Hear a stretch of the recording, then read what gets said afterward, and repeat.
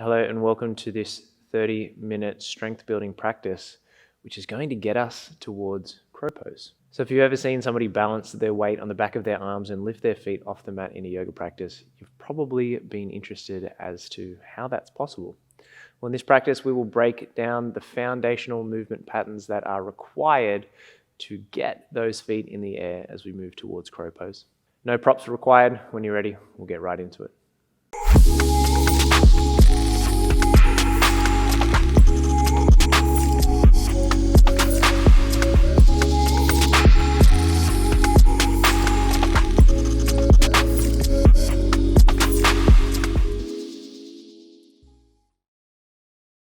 The two big toes to touch at the back of the mat. Have the knees separate, but not so wide that you can't feel a connection between your ribcage and your thighs. That's going to be important for us today. Look the arms out in front, let your forearms rest down, and allow your head to drop.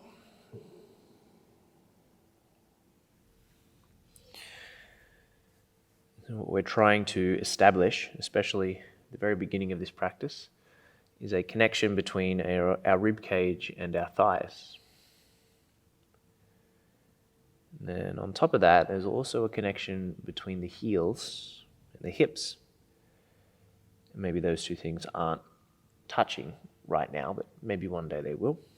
But there's still this action of them drawing towards each other. And as you breathe here, could you imagine you were directing your breath into that space between your shoulder blades to fill up the back of the heart?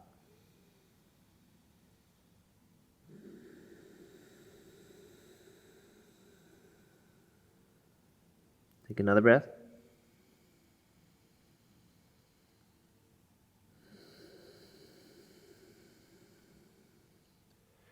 From here, gently rise up onto hands and knees and let your fingers turn out to either side of the room. Let the fingertips grip back towards your palms, press away from the floor, and just start to lean from side to side. So notice as you start to lean out from side to side, your fingertips will press into the mat more when you feel your shoulder move in front of your wrist. So where we're leading later on as we work to play with this crow pose, it requires a little bit of that lean forwards, and we want to feel the counteraction of the fingertips pressing back so we don't go too far and fall flat on our face. From here, turn your fingers so they face back towards your thighs. I like to bring the fingers nice and close towards the knees. That way you can sit the hips back towards the heels. Try to keep the palms flat for a moment and feel the shoulders move behind the line of the wrists, increasing the extension through the wrist joint and the stretch through the flexor side of the forearm. Maybe you can keep the fingers on the mat and let the palm lift off the mat. Try that just with one hand first. Bend the elbow, see what that feels like. A little shift from side to side. And then the opposite. So the fingers try to stay grounded. The palm lifts. We just move from side to side.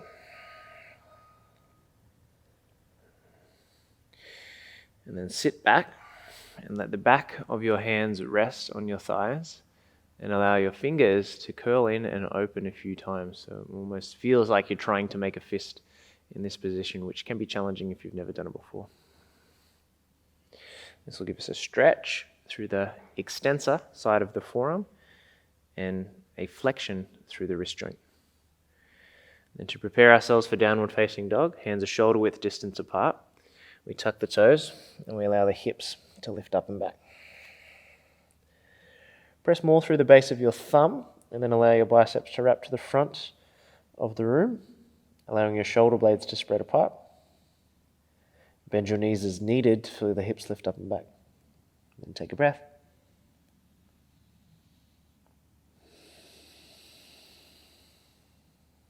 From here, walk your hands towards the back of your mat. I'm going to hang out in a fold for a little bit, catching hold of opposite elbows to begin with, letting the head drop heavy. Maybe some movement, a sway to side, if you will. If that feels comfortable for you, of course. Otherwise, allow yourself to be still. Allow the back of the neck to remain nice and long.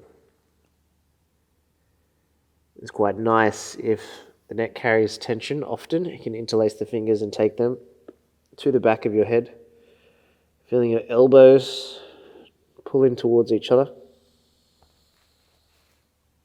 encouraging more length through the back of the neck there. The arms drop down, start to roll up towards standing. Once you arrive, have your feet hip-width distance apart. Let your arms rise over your head. From here, we're going to let our right hand catch hold of our left wrist. On the inhale, reach the arm up. As you exhale, send your hips towards the left as your arm reaches to the right.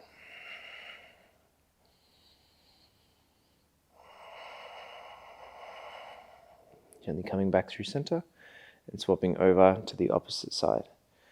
So left hand catches hold of the right wrist. Inhale, we go up. Exhale, we start to bend off to the left.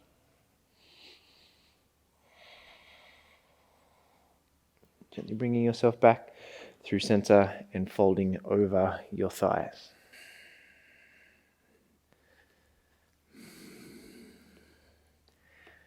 Inhale to lift and lengthen halfway.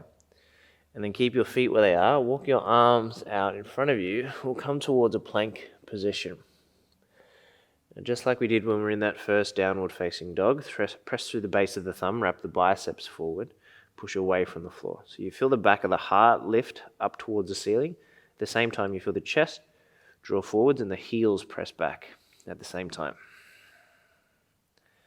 This is a core body stabilization exercise. You want to feel the navel pulling in. Feels like navel's drawing in and up. And to allow the front of the pelvis to lift. And the left and right lower ribs drawing towards each other. Take a breath.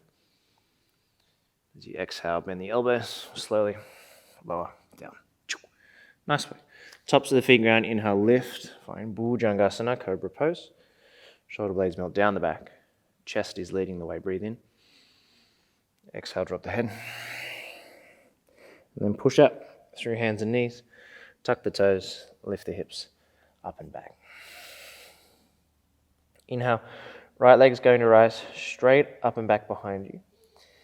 As you exhale, pull the knee in towards the chest. Feel the rib cage meet the thigh. And then roll forwards, lifting high on the left toes, trying to keep your right knee moving forwards as you press firm through both hands. And then right leg lifts back up. Inhale. Exhale. Knee draws to chest. Once again, trying to establish that connection between the rib cage and the thigh. Roll forwards. Then take it up and back. Breathe in. This time we'll keep the hips where they are. Just draw the thigh in towards the rib cage. And with the hips still lifting, rise high on the left toes. Look forwards. Try to step your right foot between the hands. Come onto the fingertips with your right thigh. Sit deep. Straighten out your back leg more. Feel as though your right rib cage and your right thigh are connecting towards each other. Keep your right hand where it is for a moment. Reach your left arm out in front of you, left bicep by the left ear. And then keeping rib cage and thigh connected, reach your right arm out in front of you to meet the left. We're here for 5, 4, 3, 2, on 1. Lower the back knee. Let the palms meet together above the head. And then look up and towards your 2 palms. Inhale. As you exhale, circle the hands behind the back. Interlace your 2 palms. Let the fists slide down the inside of that left leg. As you lift the chest up nice and high, breathe in. And then we'll send the hips back, straightening through the right leg, allowing the right toes to flex towards the face. Let the inhale lift the chest. And the exhale, bend the elbows to allow the crown of your head to move towards your right big toe.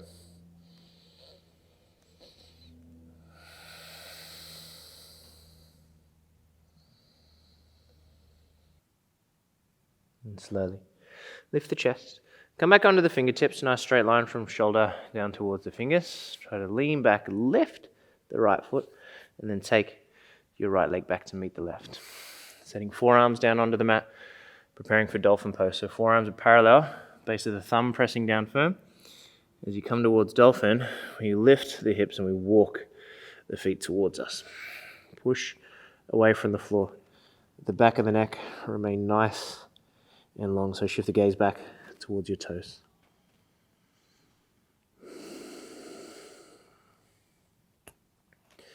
Feel your bicep muscles flexing, pressing action of the forearms down to allow you to get more length so the head isn't touching the floor. We're here for 5, 4, 3, 2, on 1. Walk the feet back, bring the chest forwards, come towards a forearm plank. Feel that same action of shoulder blades drawing apart, chest moving forwards, heels pressing back. We're here for 5, 4, 3, 2, and 1. Lower the thighs down, let your chest rise. And come through your Sphinx pose. Feel that same pressing action of forearms down. Feel your chest lift. Wiggle to adjust your shirt if it turned into a mid-drift like mine did along the way. This is why I often opt for the shirt tuck. It's a little more comfortable. Take a breath. And gently slide the hands down by the lower ribs. Press down through the feet. Inhale, lift, Cobra, Bhujangasana.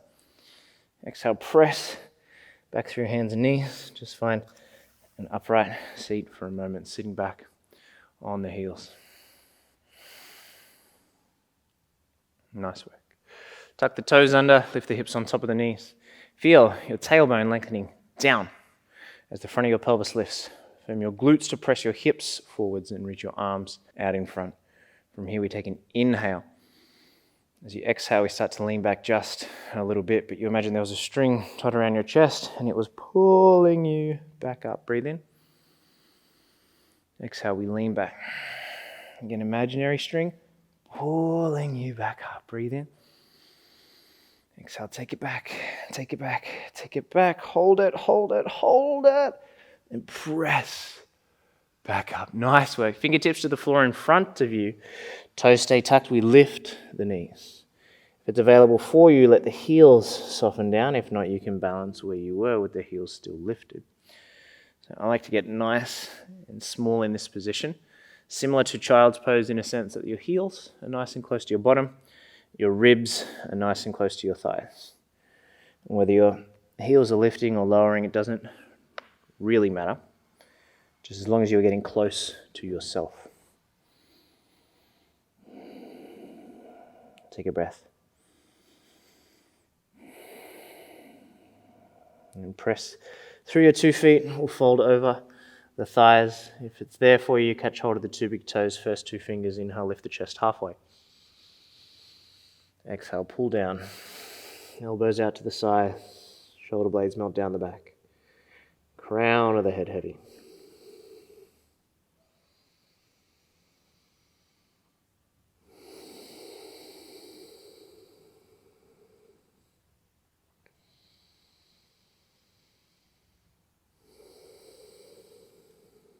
Release your toes. Take a halfway lift, inhale.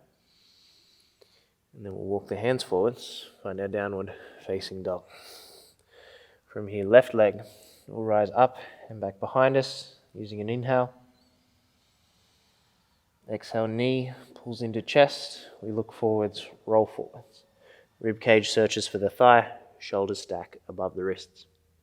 And then we come back up. Left leg to the ceiling. Breathe in. Exhale, knee draws in, roll forward. Really use the exhale to bring the thigh closer to the rib cage. Last time, breathe in, we right. This time we keep the hips lifted, just bring the thigh in towards the rib cage. Then push through the 2 hands, lift high on the right toes. Look forwards, roll forwards, left foot steps between the hands. Stay nice and low in the left thigh.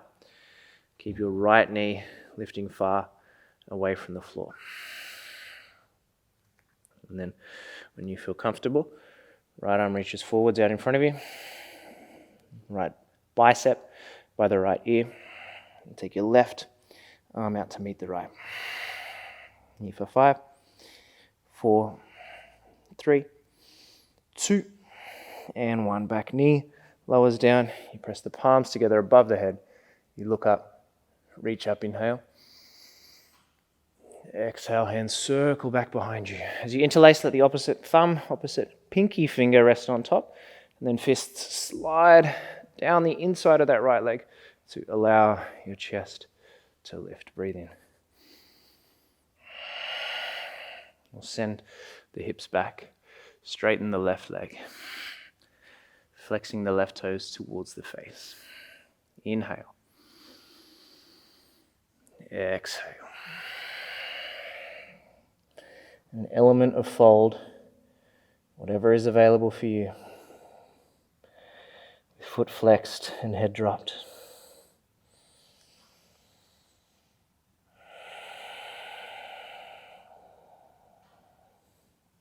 And rise back up. Fingertips under the shoulders, nice straight line. Lean back, try to lift the left foot and take the left leg back to meet the right. Dolphin pose number 2. Yes! So exciting. I know you were thinking, gosh darn, I wish there was another dolphin pose in this process. Well, lucky you, there certainly is. Tuck the toes, lift the hips, walk the feet forward.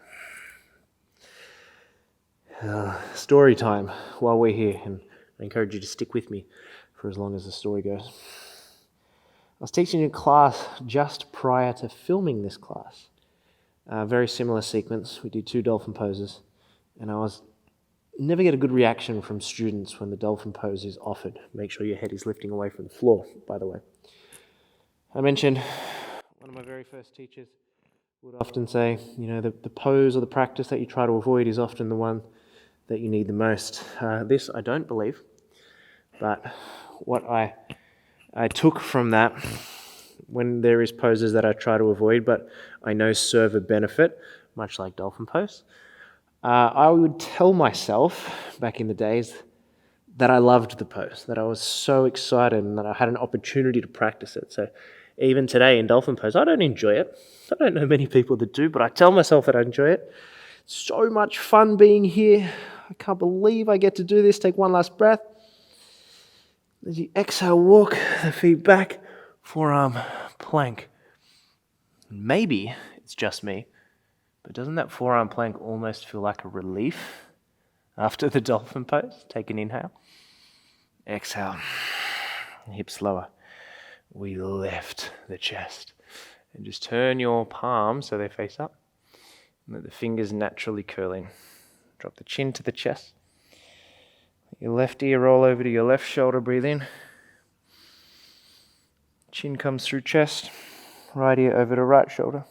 Breathe in. Come back through center. Slide the hands down by the low ribs.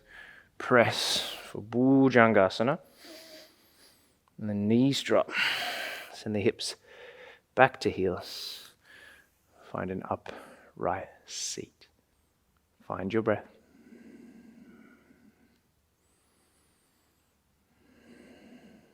Then we'll tuck the toes. Lift the hips again. We've been here before. Tailbone is lengthening down. Hips are trying to stay above the knees to start with. And this glute activation is keeping the hips pressing forwards. Arms in front. Breathe in. Exhale, we lean back. So you keep this action of the hips pressing forwards as you lower and you lift. Inhale. Exhale, we lower. And we rise. Breathe in one last time. Exhale, take it back. Hang out in that lowered position for just a moment. And then rise back up. Fingertips. Find the floor in front of the knees. We lift the knees off the mat. We try to get small again. And then this time, see if you can take your triceps, so the muscles that sit above the elbow on the back of the arm, bicep on the front, tricep on the back. See if you can get your triceps to rest on your knees, and then just reach the arms long, and let the fingers curl in. So here we're creating the shape of that crow pose, the thigh and the rib, great connection. The heels and the bum, they're close. The triceps and the knees, that's another one we're adding on now. If you were to bend your elbows in this position, that is the shape of crow pose, or the variation of crow pose that we practice in a lot of vinyasa practices today, which is not really a pose, right? Because Bakasana, crane pose, is a straight arm variation where your arms are straight, your knees are up at the armpits, and you're squeezing the heels to bum. Whereas Kakasana, crow pose, is triceps almost on the shins, knees out wide, and you stay nice and low as you lift off the mat. So this variation that we're playing with today, and what you play with in majority of modern day vinyasa practices, is almost a hybrid of the two. It's almost a bent arm variation of the straight armed Bakasana. A little bit of trivia for you there. So the way I like to get to it is from this exact shape. Heels are close to bum, ribs are close to thighs, triceps are close to knees. Now what we want to do is keep the triceps and the knees connected, keep the rib cage and the thighs connected. All you do is lift your hips. So notice my ribs and thighs will stay connected, my triceps and my knees will stay connected. And then lower back down. You notice I've just got the fingers pressing together, almost like I'm Monty Burns from The Simpsons. That just helps to keep this energy drawing in. Lift the hips, lower down. Lift the hips. Keep triceps and knees connected. Keep rib cage and thighs connected. Lower down. Nice one. Now lift up, ground the hands down. You want to hug the elbows in. Press down through the base of the thumb, wrap the biceps forward. I want you to look out over the top edge of your mat. And as you lean out, you hug the elbows in. Maybe you rise just onto the balls of the feet first. As you lean forwards a little more, you might feel the fingertips grip into the mat. If one foot lifts, point the toe, squeeze the heel to bum. Maybe you do that for a breath and you swap feet, or maybe both feet lift. Point the toes, squeeze the heels towards the bum, hug the elbows in, hug the knees towards each other. Use the exhale to draw the navel in. Feel the lower belly lift. The left and right low ribs draw towards each other. We're here for 5, 4, 3. Press into the fingertips. 2 and 1. Set the feet down. Nice work. Roll out the wrists for just a moment.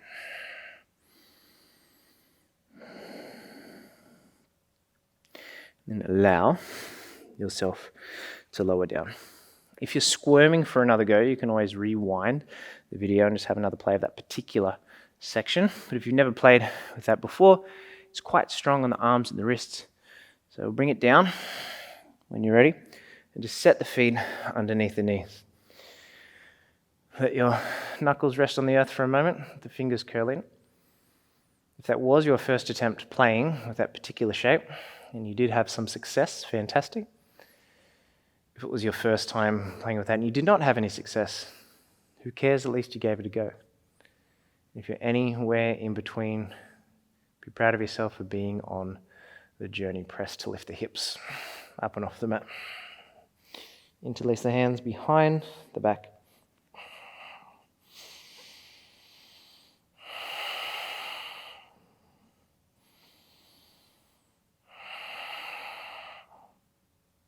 Take a breath. When you lower your hips down, extend your left leg long and bring your right knee in towards your chest. Give it a little squeeze. And then cross your right knee over to the left hand side of the body. Spread the arms out wide.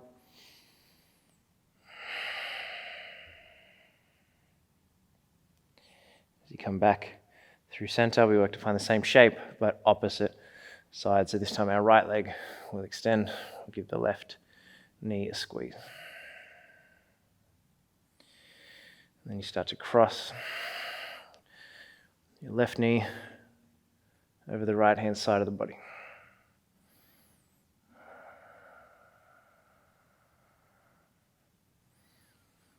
Bring yourself back through center. Once you feel the length of the spine ground onto the mat, take the knee towards the chest but wide. Left hand around the left knee, right hand around the right knee. With the head and the tailbone still grounded, maybe you could reach up and catch hold of the big toes or the front of the shins if that's more comfortable. You play with straightening your right leg, keeping your left knee bending. Swap.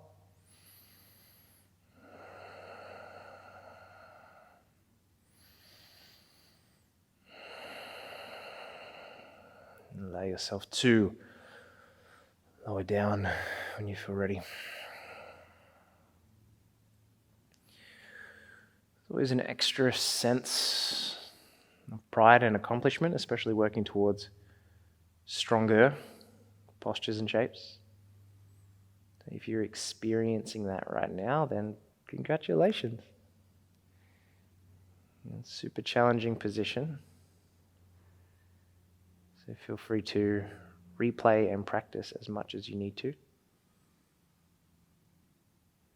Just remember what those connections are that we were searching for throughout the practice. Rib cage to thigh connection.